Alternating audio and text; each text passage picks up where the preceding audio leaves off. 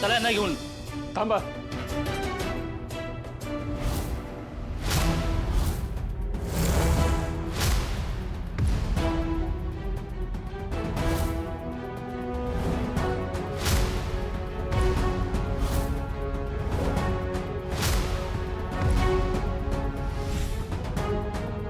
बघा इन्स्पेक्टर साहेब, यांच्या हात चालला की मोह सगळ्यांना येड्यात काढत होती ही माणसं.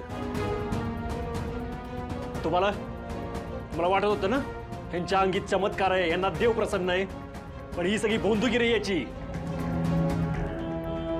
तुम्हाला जरा सुद्धा डोकं लावत नाही राहू तुम्ही. नका या अंधश्रद्धेवर तुम्ही विश्वास ठेवू. हात जोडतो तुमच्या अशा वागण्यामुळे ना या अशा बाबा लोकांचं फावतं. साहेब, आपल्याला लवकरात लवकर या ताईंना हॉस्पिटलमध्ये घेऊन जावं लागेल. यांची तब्येत अजून बिघडत चालली हो. सगळ्यांना ताब्यात घ्या, यांना गाडीमध्ये घेऊन चला. इथं एकूण एक सामानाची झडती घ्या. कोण दोषी आढळला तर सरळ पोलीस स्टेशनला घेऊन चला.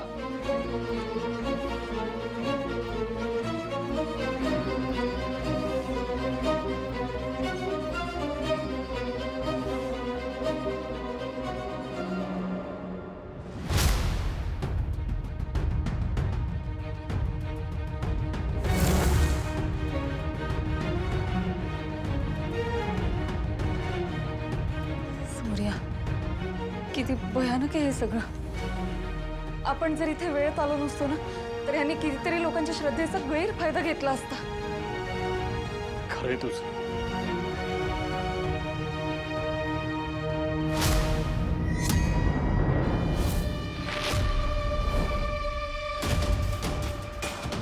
सूर्या, काय झालंय?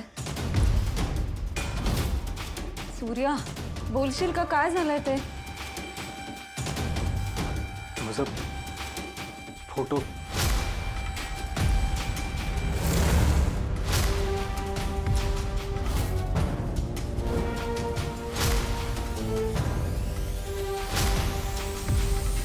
अरे, हा फोटो तर पूर्ण जळालाय. वय कोणाचा फोटो असला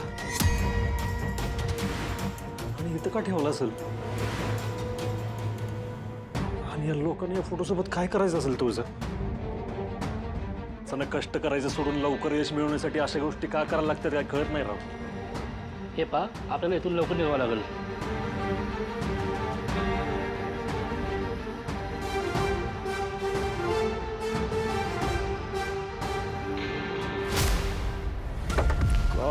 का आमच्याच वाट्याला अपयश येते? का आम्हाला पाहिजे ते होत नाहीये? आमच्या सुनबाईच्या पोटात मुलगे आहेत का मुली आहेत ते का कळत नाही आम्हाला? डॅडी, या सगळ्याला कारणीभूत तो सूर्याच आहे. अहो, आपल्या प्रत्येक प्लॅन मध्ये इथून मोडता घालतोय. मला वाटते त्याचा आधी बंदोबस्त करायला पाहिजे. त्याच्या नावाने खडे फोडतोयस? या फोंदू बाबाचं काय? सूर्या थोडा आधी आला असता तर पैसे तरी वाचले असते आपले. नशीब त्याने आपल्याला बघितलं नाही. पैसे बी गेले, काम बी झालं नाही. आमचं चुकलं. तुझं ऐकलं आणि त्या भोंदू बाबाकडे आलो आम्ही.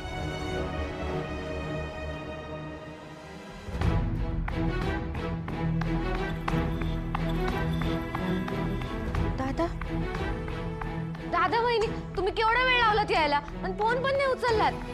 गडबडीत फोनकडे लक्षच नाही गेलं. वहिनी, त्या ताई भेटल्या का तुम्हाला? नेलं का त्यांना दवाखान्यात? हो, आम्ही बरोबर ठिकाणी अगदी योग्य वेळेत पोहोचलो. काय भयंकर प्रकार चालू होता तिथे. पण सूर्याने त्या भोंदू बाबाचं सगळं पितळ उघडं पाडलं आणि त्या ताईंना सुद्धा दवाखान्यात नेलं. आता त्यांचा इलाज झालाय, बऱ्या आहेत त्या. आणि तो बाबा? बाबा काल दिलं पोलिसांच्या ताब्यात. लोकांची पण चांगलीच कानउघडणी केली. कधी कधी वाटतंय फसवणाऱ्यांपेक्षा ना हे फसणारे लोक या सगळ्याला जास्त जबाबदार. अरे आपला जमाना कुठं चाललाय? आपण कुणाकडनं इलाज करून घेतोय? कशाला काय मिळत नाही तर. बरं, ते सगळं जाऊ दे. त्या ताई बऱ्या आहेत ना आता? आता आपण तो विषय सोडून देऊ. बरं, या सगळ्यात तुझी धावपळ झाली. चला आपण जेवूया आणि आराम करूयात. चालेल.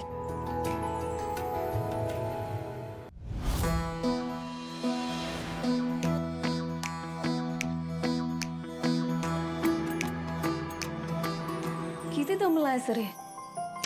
कार्यक्रम म्हणल्यावर चाललं तर तेवढं, नको टेन्शन घेऊ. पण मला सांग, तू सामान सगळं बघून घेतलंयस ना?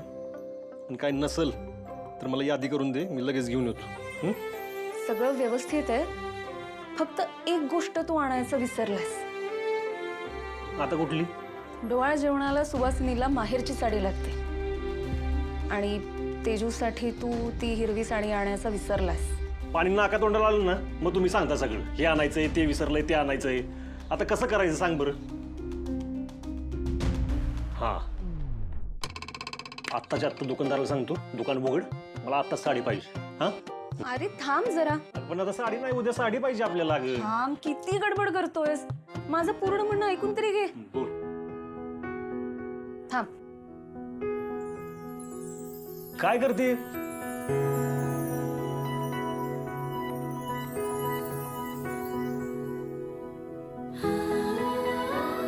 हे काय? हे बघ, साडी आणलीये. साडी आणली, पण याला म्हणायचं माझी बायको. तुळजा तुळजा, खरंच किती करते ग तू घरासाठी? थांब, परत गडबड करतोयस तू. अगं, आता काय गडबड आहे? ही साडी मी नाही, आईंनी आणली. तेजू त्यांची सगळ्यात मोठी मुलगी आहे ना, मग रक्ताची ओढ आपल्याला कशी टाळता येईल सांग बरं.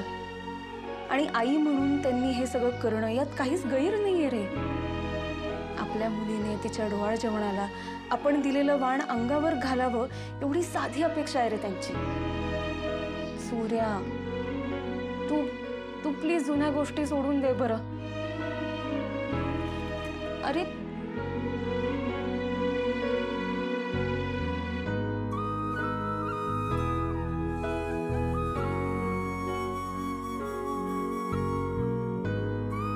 हे बघ तुळस, ह्यो तुमच्या बायकांचा कार्यक्रम आहे.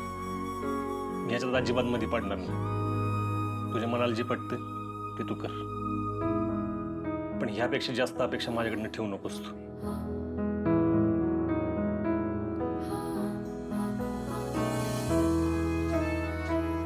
ठीक आहे, पण ही माहेरची साडी आहे. सासूर वाशिणीला घरी जाऊन ही भावाने पोचवायची असते. उद्या सकाळी जायचं आणि तेजूला ही साडी द्यायची. एवढं तरी जमेल ना?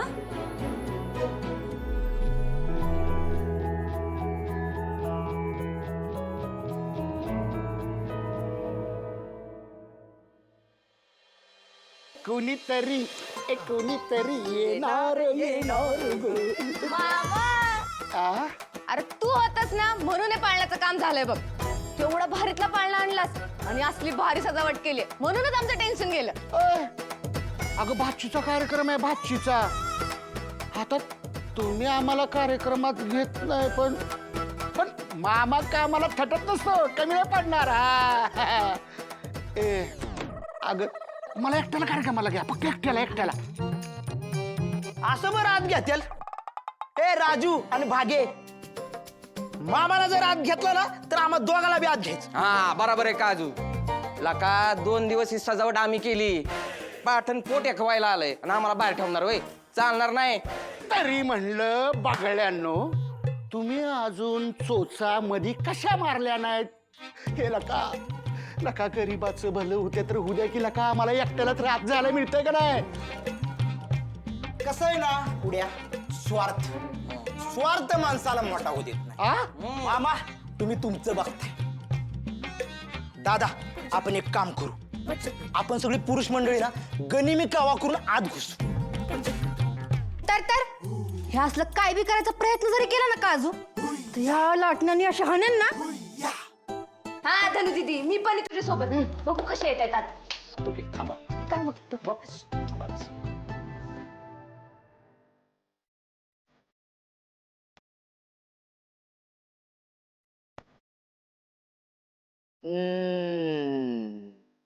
आता बघा, आता दादा आपलं ऐकत नसतो.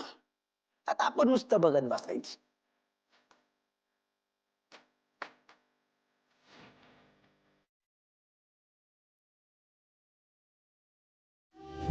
झालो मी गंध होना तू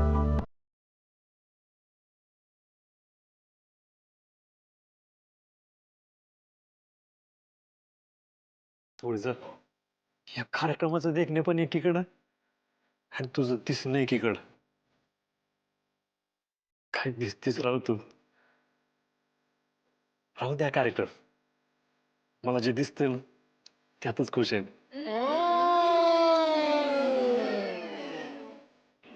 सूर्या, काय चाललंय तुझं? सगळं बघतात ना आपल्याकडे. भानावर ये. सूर्या, भानावर ये. तू तू जा बरं. तेजूला फोन कर आणि विचार तयारी कुठवर आली ते. पुढ्या लग्नाआधी वाटलं नव्हतं बरं का की दादासारख्या कॅप्टन कूल माणसाची विकेट अशी खाडकन पडेल. अरे काजू, बॅट्समन कूल असू नाही तर ताकदवान. पोरीने डोळा मारला की बॅट्समनची विकेट पडलीच म्हणून समज. काय वहिनी? बघ आरशात. अगं त्या आरशाला बी लाजीवशील एवढी गोड दिसतेस तू आज. हे सगळं ना या साडीमुळे. किती रूप खुलून आलं ना याच्यामुळे. वय आत्या, भारी दिसते ना ही साडी माझ्यावर. वय. अगं माहेरावर ना आलेलं वाण आहे ही. त्याच्यात ग्वाड दिसणारच की. आणि सकाळ सकाळी सूर्या किती गडबडीनं ही समज देऊन गेला. पोरानं चहा बी घेतला नाही बघ. म्हणला तुळजानं तेजूला हीच साडी नेसायला लावली असं सांग. दादा आणि वहिनीचं खूप प्रेम आहे माझ्यावर. किती करतात ना ते माझ्यासाठी. मी तर म्हणते माझ्या सूर्यदादासारखा दादा आणि तुळजा वहिनीसारखी वहिनी सगळ्यांना मिळायला पाहिजे. वय तेजू, तू लई निर्मळ मनाची आहेस बघ. तुझ्या मनात कधीच कुणाबद्दल कसलंच हेवदावं नसते ती. त्याच्यामुळे तुझ्या बाबतीत समद नीटच होणार आहे. तू अजिबात काळजी करू नकस. आत्या, हे असं एकदम. दादाचा फोन. हा दादा बोल. तयार झालीस का? अरे हो, मी कधीचीच तयार झाली. आता निघतोच आम्ही. हा, मी येऊ तुला घ्यायला? अरे नको नको, डॅडी गाडी आणि ड्रायव्हर दोन्ही ठेवून गेलेत माझ्यासाठी. आम्ही व्यवस्थित येऊ, तू नको काळजी करू. बरं ये, आम्ही वाट बघतोय सगळी. हा, आता निघायचं का? चल. दर आठवड्याला एक चिमूटभर टाकत राहिलो ते परिणाम दिसायला लय वेळ लागणार. एवढा वेळ ना आमच्याकडं. आता जे काय होईल ते आत्ताच. आर या पार.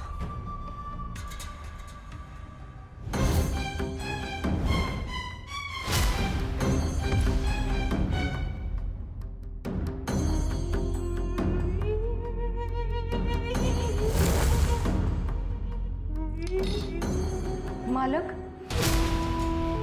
काय टाकलं तुम्ही दुधात?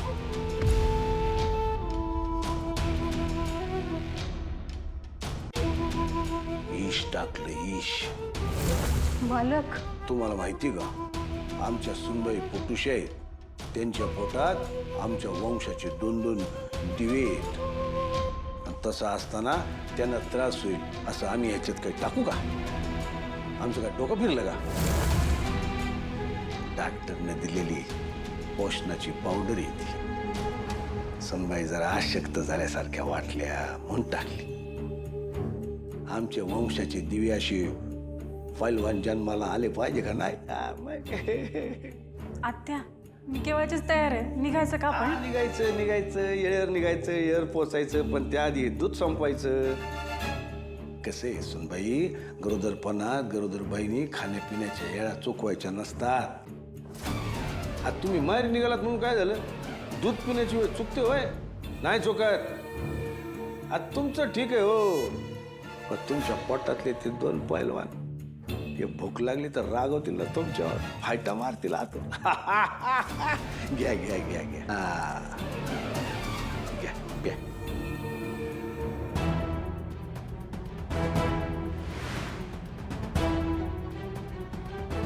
ह्यांनी काय चुकीचं तर टाकलं नसेल ना त्या दुधात.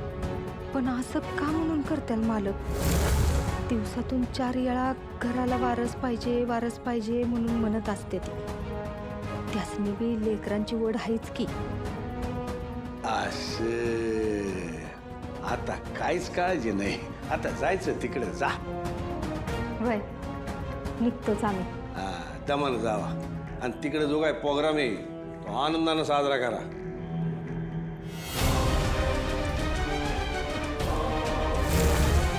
तेजू सुनबाई तेजू तेजू काय झालं तेजू?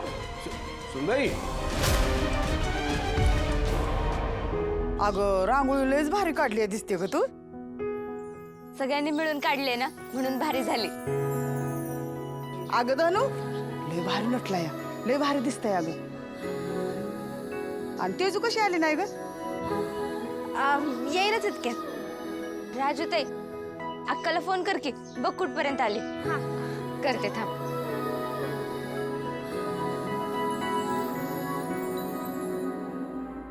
सुनबाई बरं वाटतंय का आता? अशी कशी चक्कर आली तुम्हाला एकदम? हा माहित नाही, ते अचानक गरगरायला लागला आणि काय ते असं झालं. तेजू नक्की बरं वाटतंय का तुला? हे बघ तुझी तब्येत ठीक नसेल तर आपण कार्यक्रम पुढे ढकलूया. मी तसं सूर्याला कळवते. अगं नाही नको आत्या, मी बरी आहे आता. उगाच एवढं तेवढ्या कारणावरनं कार्यक्रम रद्द नको करायला. हा ते मी बरोबरच आहे म्हणा. तेजू मला एक गोष्ट सांग, तू सकाळ धरणं काय खाल्लं होतंस का? नाही, मी म्हटलं दादाकडेच जाऊन खाईन. ते तुमच्या समोर दूध प्यायले तेवढंच. त्याच्यामुळे झालं. काहीतरी खाऊन घ्यायचं ना सुनबाई. पण आता गार पाणी प्या म्हणजे बरं वाटत आणि मग जा तिकडं. पण काय झालं ते लगेच कळवायचं आम्हाला. हो. मला सारखं असं का वाटतंय की मालकांनी त्या दुधात नक्कीच काहीतरी टाकले, त्याच्यामुळेच तेजूला चक्कर आली. मालकीनबाई अहो कुठं हरवला? पाणी आणताय ना सुनबाईंसाठी? वय मग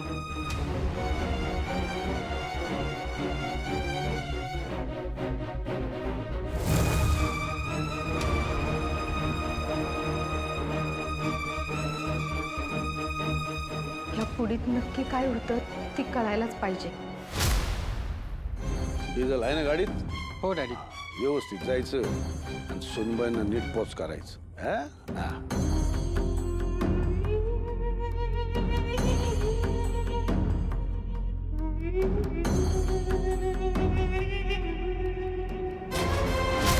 तेजू थांब. का झालं आत्या? अगं मांजर आडवं गेलं बघ की. आणि ह्यो अपशकुन असतो. उगाच मनात काहीतरी शंका राहून जायला नको. तिकडे जावई बापूंच्या घरी सुनबाईंचं डोळा जेवण आहे. ते चांगला दिवस बघूनच ठरवलं असणार ना. आता तुम्ही काय इथे शकून शकून घेऊन बसलाय? उगा काहीतरी अभद्र बोल नका. आनंदाने निघा. सगळं चांगलं होतंय बघा. चांग भले. काय सुनबाई? अहो होय, पण तरी बी वाईस थांबलो असतो. तिकडे सगळे वाट बघत असतील. कोणाला असं ताटकट ठेवणं बरं नाही. निघा निघा.